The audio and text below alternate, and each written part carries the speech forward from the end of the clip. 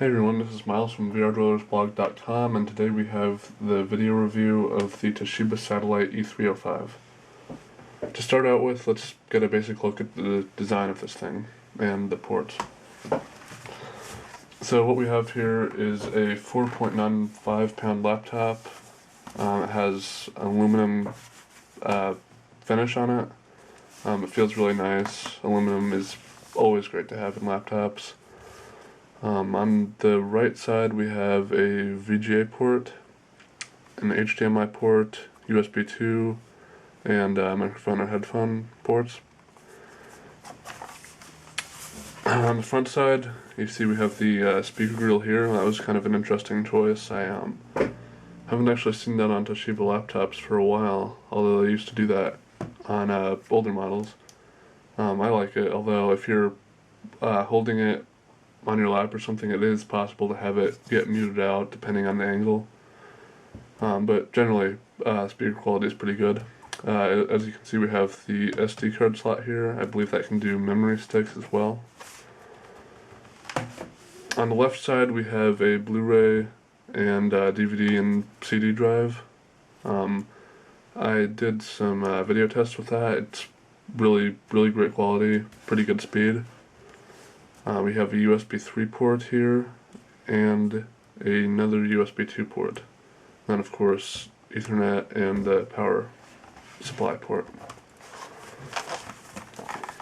On the bottom you can see it's pretty simple. We just have the battery compartment, and from what it looks like, if you were to open this up, it would just be, for the most part, one big panel that would lift off.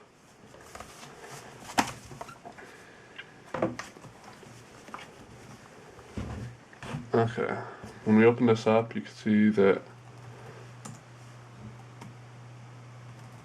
we have a chiclet keyboard here that's backlit. That's always a nice feature to have. We've seen Toshiba moving towards that a little more now than in the past. And something else that I found interesting was that they opted to, instead of having the function keys having a specific function when you hold down FN, they just had what would regularly be the F1, F2, whatever, be dedicated, already preset function buttons. So, for example, if you want to do Alt F4, it's FN, Alt F4. Or, in this case, FN, Alt, CD drive opener. So that was kind of interesting. I don't really have a preference as to whether they keep it that way in future models or not, but it did take some getting used to at first. And the backlight is also controlled by function buttons. That's FNZ. Yeah, as you can see, it's a pretty nice keyboard. I've seen in some other reviews that people wanted the keyboard to be of better material, and they call it kind of plasticky, and that's kind of true. The keys kind of they don't feel super high quality, but they don't feel cheap either. So I guess middle rating for the keyboard. They're definitely not as mirrory as the new Portage. Another feature of this is that we have a click pad here, so you can click anywhere on that, and it also has a preset right click and left click here, in case you want to do that. And I found it pretty nice. I noticed that in Engadget's review, they said it was incredibly inaccurate and that they had right clicks all the time when they didn't want to. I haven't found that at all in this. I just did a test clicking all over this thing around the right click button, and I didn't get any misclicks at all. So either that was a firmware issue that's been sorted out, or they just were using it wrong or something. But I found it to be a really accurate click pad.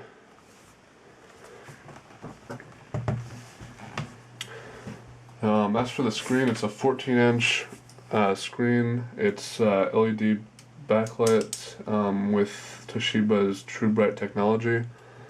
It also supports 720p playback, And honestly, as I said, the Blu-ray looks really great on it. And it gets pretty bright also, and it has a good bright to darkness ratio. As for battery life, Toshiba rates this at 7.16 hours. I didn't really get that in general usage, although in eco mode, which this has as a feature, where it only uses about 9 watts of power, I have no doubt that it could reach that. In my tests, I got about 6 hours and 21 minutes. That's just general usage over the course of the day, web browsing and video watching. I did stuff like stream Netflix for a while, do email, check news, blog a little bit, that kind of stuff. Let's see, as for specs, this thing has a Sandy Bridge Intel Core i5 2410 mobile at 2.3 gigahertz. As you know, the Sandy Bridge chips, which is the second generation of Intel Core i-series processors, they kind of combine the integrated graphics with the processor, and that definitely gives it pretty much amazing graphics performance for considering that it's integrated. I tested this out with Portal 2 and Supreme Commander 2, and I didn't get. I mean, it's not going to do anything in the range of hardcore gaming, but like in the low to medium range, I didn't get really any lag at all on those. This has a 500 gigabyte hard drive that runs at 7200 RPM. That's nice to see in a laptop. It has 4 gigs of RAM, and I think that's all I haven't mentioned for that. As always, just post any questions you have about that in the comments. Yeah, so basically I think this is a really nice laptop for the price. You can pick this up for about $929 before taxes and $995 after taxes at Best Buy. As you can see, that's cheaper than online from Toshiba. That was nice to see when I picked it up.